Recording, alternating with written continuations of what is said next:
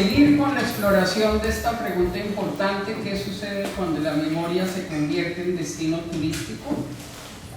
Con esta mesa sobre ética y turismo y memoria. Me parece una mesa particularmente interesante e importante porque, por supuesto, lugares de memoria hay de muy diverso tipo, pero cuando estamos hablando de memorias traumáticas, de memorias de violencia, de opresión, de exclusión, convertir esos lugares de memoria en destinos turísticos nos plantea otra cantidad de retos distintos. Son memorias en las que están en un lugar central las víctimas, son también memorias en las que deberían y podrían tener lugar importante la comprensión de cómo es posible que ocurran esas cosas, entender un poco la lógica de los perpetradores. Memorias, como se ha dicho ya, distintas, plurales, contrapuestas, y la representación de esas distintas memorias plantea retos muy importantes. Son también memorias en las que hay sesgos, censuras, esfuerzos de visibilización de cosas que han estado ocultas, y todos estos elementos que plantean una gran cantidad de dificultades, digamos, de complejidades técnicas en sí mismas, además plantean una serie de complejidades y de retos éticos. Aquí estábamos oyendo en la mañana rentabilidad económica, curiosidad, entretenimiento, ocio, reflexión, conmemoración. Todas estas de alguna manera tienen una dimensión ética que nos plantea una serie de preguntas adicionales. Entonces vamos a explorar algunas de estas cosas en esta mesa. Tenemos dos ponentes que van a abordar el tema desde perspectivas complementarias, ligeramente distintas. Tenemos en la mesa a Arantxa Chanis. Arantxa es doctora en Ciencias Empresariales y es también profesora de la Universidad de Deusto. Pertenece al equipo de investigación sobre desarrollo social, economía e innovación para las personas y es asesora externa de la Comisión de Ética y Buen Gobierno del Ayuntamiento de Bilbao. Pero Arantxa es también la profesora encargada de la docencia de los cursos de ética para la formación de los profesionales del turismo en la universidad. Y en la presentación que va a hacer hoy, que se titula Claves éticas de la formación de profesionales en turismo, va a llevarnos por la exploración de qué significa desde un plano más amplio mirar esa formación de las personas que se dedican profesionalmente a este campo. Adelante, Arantxa. Voy a poner un temporizador. Yo te voy diciendo también, te aviso a los... Vale, bueno, en parte, buenas tardes, gracias por la invitación, aunque ha sido un poco con truco, ¿no? Esto de venir aquí bajo la lluvia. Lo primero voy a empezar diciendo el porqué del título, ¿no? Y Ángela lo ha adelantado bastante. Yo llevo muchos años dando docencia de ética en distintos grados, en el grado de turismo es en el que más años llevo, entonces bueno, pues voy a hablar desde ahí, ¿no? Y además explicaré también un poco por qué. ¿Cuál es el punto de partida? Bueno, pues el punto de partida es la convicción profunda de que en la universidad no debemos formar solo buenos profesionales, sino que también debemos formar buenos y buenas ciudadanos, buenos y buenas personas ética y moralmente, ¿no? O sea, no podemos entender que nuestra misión es dar técnicas, herramientas, sin considerar que es importante desde dónde se hacen las cosas y cómo se hacen las cosas, ¿no? Esto claramente pues, no es como habitualmente suele ser, pero es como debiera ser, ¿no? Y al final quienes nos dedicamos al ámbito de la ética no hablamos de cómo las cosas son, sino que hablamos de cómo las cosas deben de ser, ¿no? Además, en nuestra universidad, y Ángela lo sabe muy bien, pues porque partimos de este convencimiento de que no hay que formar solo buenos profesionales, dotados de herramientas, etcétera, sino buenas personas y buenos ciudadanos y ciudadanas. En nuestra universidad, en todos los grados, hay un módulo que es de formación humana en valores, que un poco va enfocado a este objetivo, ¿no? En este momento son 2 asignaturas, una en segundo curso que pueden elegir entre diferentes opciones, y luego está en tercero, cuarto, quinto, según la titulación, todas las personas cursan ética cívica y profesional, ¿no? Ese es nuestro posicionamiento. Una ética cívica, una ética de mínimos, en los términos de la Cortina y otros autores. Esa parte es común para todos los grados, ¿no? Ahí tiene sentido hablar pues, de los derechos humanos, del punto de partida es la dignidad, etc. Y después hay una parte más aplicada, ¿no? Una ética profesional que puede tener distintos acentos según las titulaciones de las que estemos hablando. Cada esto de la ética, muchas veces a las personas les surge la pregunta de, bueno, esto de la ética, pues, es que ¿cómo sois? ¿No sois unos utópicos? ¿De qué habláis? ¿Eso que, para qué sirve? El para qué es muy importante y los para qué de las otras asignaturas rara vez hay que explicarlos, ¿no? Pero el para qué de una formación en ética pues a veces nos lleva un tiempito hacerlo, ¿no? Y yo he rescatado unas ideas, bueno, pues de una persona muy relevante en el ámbito de la ética en el Estado español, que es Adela Cortina, que Adela Cortina además en el año 2000, bueno, tiene numerosos premios, reconocimientos, pero en el año 2014 tuvo el Premio Nacional de Ensayo con un título, para mí tan sugerente, como ¿para qué sirve realmente la ética? ¿No? Este libro pues, es muy sugerente para cualquiera que quiera adentrarse en el mundo de la ética. Bueno, este es un buen comienzo, es una buena introducción, y he rescatado algunas de las ideas que ella señala. Una primera idea, y es fundamental, y nos cuesta creérnoslo, y es porque al final los seres humanos dependemos unos de otros, necesitamos que nos cuiden, tenemos que cuidar, pero no solo cuidar a aquellas personas cercanas, a aquellas personas de nuestro entorno, sino que también, bueno, pues es importante que trascendamos eso y entre todas las personas construyamos unos vecindarios nuevos, ¿no? Y claro, esto tiene mucho de voluntad, ¿no? Posibilidad hay, pero hay que querer hacerlo, ¿no? Eso en clases de ética solemos decirlo siempre, ¿no? Un primer paso para actuar éticamente es conocer la diferencia entre lo que está bien y lo que está mal, saber lo que es ético y lo que no. Pero hay un siguiente paso muy importante que es querer hacer lo correcto, ¿no? Y ahí es a veces donde solemos fallar. Otra idea también, yo creo que muy poderosa y que es un poco la que intentamos transmitir, es, bueno, pues la ética sirve para crear tu propia vida, para tomar tus propias decisiones, para construir tu biografía, para construir una vida compartida con otras personas y además hacerlo pues, en pie de igualdad, en pie de construcción, ¿no? Yo creo que es muy relevante. Y he rescatado también la cita, bueno, por supuesto en esta otra aparecen dos conceptos básicos cuando hablamos de ética, que es, bueno, sobre todo para comportarnos como personas, como seres que somos valiosos por nosotros mismos, fines en nosotros mismos, ¿no? Para comportarnos de forma adecuada con todas aquellas personas que son dignas de respeto y compasión, que son todas las personas, ¿no? Respeto y compasión son dos conceptos clave. Y con esta otra cita acaba Adela Cortina su libro, ¿no?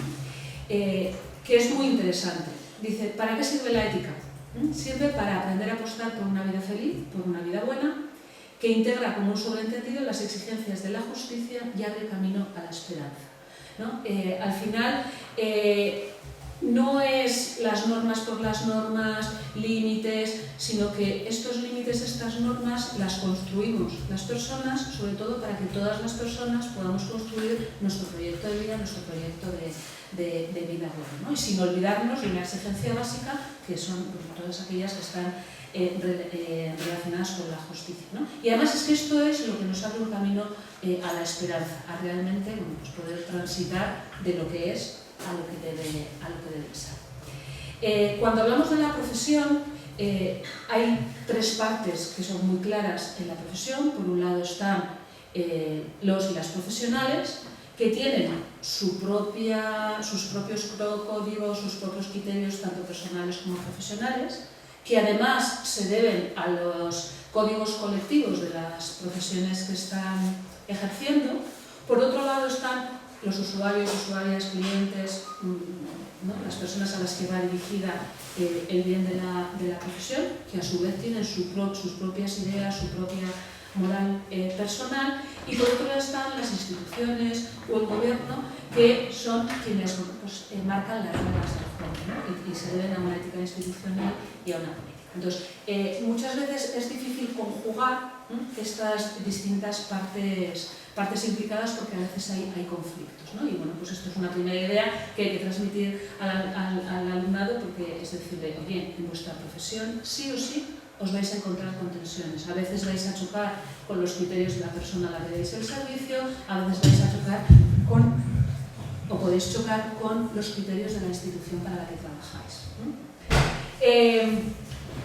Hay unos principios éticos básicos para cualquier profesional, que según las profesiones pues pueden tener algunos acentos diferentes, que además son unos principios que recogen las dos grandes perspectivas o las dos grandes caras de la ética, ¿no? La teleológica, la que se centra en el fin, en lo bueno, en la vida buena; la deontológica, que se centra en el deber, deontos, deber, en el deber.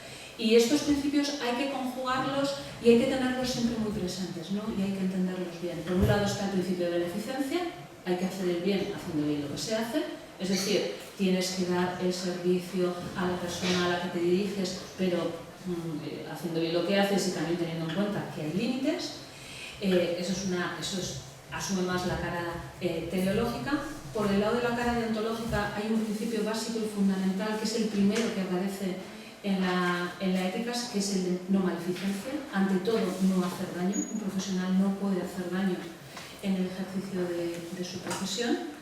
Está el principio también de justicia. Al final, los bienes, lo que ofrecen las profesiones a la sociedad, pues es limitado, en el sentido que, bueno, pues que no siempre se puede dar todo lo que los usuarios solicitan. Entonces, bueno, pues hay que repartir, y hay que repartir con criterios de justicia. Y luego hay otros dos principios que tienen sus aspectos teleológicos y deontológicos. Por un lado, el principio de autonomía. El principio de autonomía es el profesional en su ejercicio, sobre todo, tiene que ayudar, tiene que respetar lo que el destinatario del servicio, de los servicios profesionales quiere, y en la medida de lo posible también hay que potenciar su autonomía, es decir, ayudarle a tomar decisiones autónomas, responsables, con conocimiento de causa. Y luego hay un último principio, que es el que más tarde ha aparecido en el tiempo, que es el de responsabilidad, ¿no? Un profesional tiene que responder de lo que hace, de las consecuencias de lo que hace, responde ante sí mismo, responde ante la sociedad, responde ante los usuarios, ¿no? Bueno, y todo esto hay que conjugarlo pues, con normas y principios de las profesiones, normas y principios legales, y luego también aparecen códigos éticos que lo que ayudan es a los profesionales a ejercer bien, ¿no? En el ámbito del turismo, voy a destacar aquí alguno que es básico y fundamental. Por un lado, el documento básico que todo profesional del turismo debe conocer es el Código Ético Mundial para el Turismo, que se aprobó en el 99 por la Organización Mundial del Turismo, que en el 2001 lo aprobó la ONU. Bastantes años después, 18 años después, este código ético se ha convertido en una convención marco para la ética del turismo. Es la primera convención que lo que antes era la Organización Mundial del Turismo, ahora es ONU Turismo, es la primera convención que ha publicado. Y aquí se recogen 10 artículos en los que se van dando claves para los distintos agentes relacionados con el turismo sobre qué hay que hacer, sobre todo para responder, o sea, digamos, el resumen o el reto principal está en el artículo 1, ¿no? Que el turismo tiene que contribuir al entendimiento y al respeto mutuo entre hombres y sociedades, ¿no? Porque ciertamente el turismo es un sector, es un ámbito de muchísimo potencial económico, de empleo, etcétera, pero también no cualquier forma de hacer turismo vale, ¿no? Esto que es general para todos los países. Aquí en el marco de la comunidad autónoma del País Vasco, Basquetour, que es la agencia del gobierno vasco pues, encargada del desarrollo turístico, ha hecho una traslación de ese Código Ético Mundial del Turismo y ha hecho el Código Ético del Turismo de Euskadi, que recoge esos principios básicos fundamentales del Código Ético Mundial del Turismo.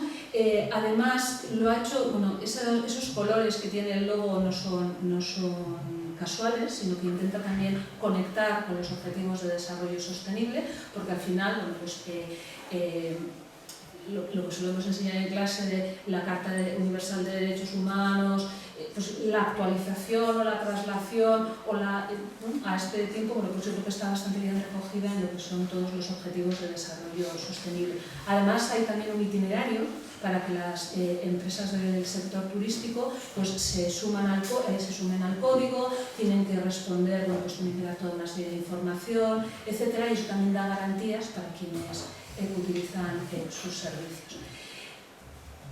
Otro código también interesante, y es la otra cara, ¿no?, que también podemos ver y que la vamos a relacionar con el tema que nos trae aquí, es, claro, entre los agentes del turismo, un agente muy importante es el turista, la persona que hace turismo, ¿no?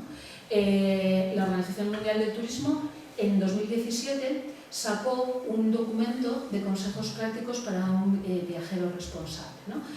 Ahí tiene, bueno, pues esos 6 grandes principios que aparecen ahí arriba, que además recogen pues, toda la inspiración del Código Ético Mundial del Turismo, y en último lugar, y como muy destacado, lanza un mensaje que yo creo que es el que hay que reforzar y hay que socializar bien, ¿no? Que es que hay que hacer que el turismo sea una fuerza al servicio del bien común, ¿no? El bien común, el interés general, palabras clave en ética, y que además sirva de ejemplo para otros viajeros, ¿no? O sea, acuérdate que no eres tú solo en tu relación con el lugar en el que estás, sino que lo que tú haces también sirve de ejemplo para quienes están cerca o quienes te están viendo.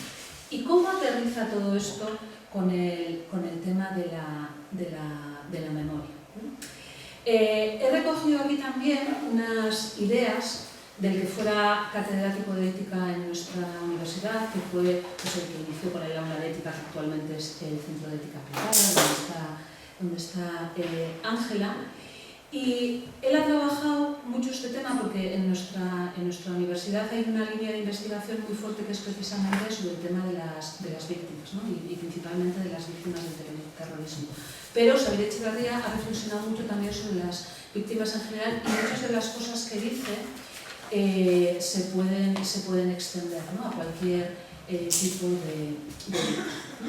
Entonces, bueno, en estas claves éticas que hay que transmitir y que hay que inocular en los profesionales del turismo, es que, claro, cuando hablamos de la memoria, estamos hablando, por un lado, de un derecho humano a la memoria, es decir, las personas que han sido víctimas tienen derecho a que se sepa su historia, que se cuente la verdad, porque además esto está claramente ligado con la justicia, y si hay otra palabra clave en ética es la de justicia, ¿no? Dar a cada uno lo que corresponde, dar a cada uno lo suyo, pero no existe solo ese derecho humano a la memoria, sino que también hay un deber de memoria. O sea, las sociedades, el conjunto de la sociedad también tiene que responder a lo sucedido, ¿no? Y no se puede dejar solo en manos, o no se puede lanzar la pelota a quien encima ha sido victimizado, ¿no?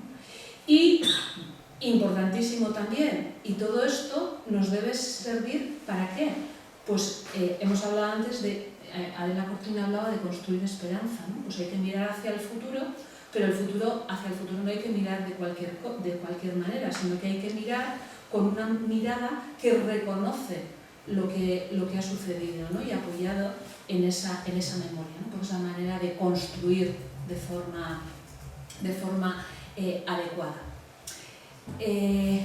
Hay una frase que he rescatado que yo creo que nos debe hacer pensar mucho, y es desde luego la frase que a mí me gustaría grabar a mi alumnado, es que hay que tener mucho cuidado porque al final la turistización puede llevar a la banalización y la banalización lo que lleva es al negacionismo, es decir, que las cosas no han sucedido o que no han sucedido como se pretende, ¿no? Entonces, hay veces que tenemos que buscar el equilibrio y tenemos que cuidar mucho porque igual con la idea...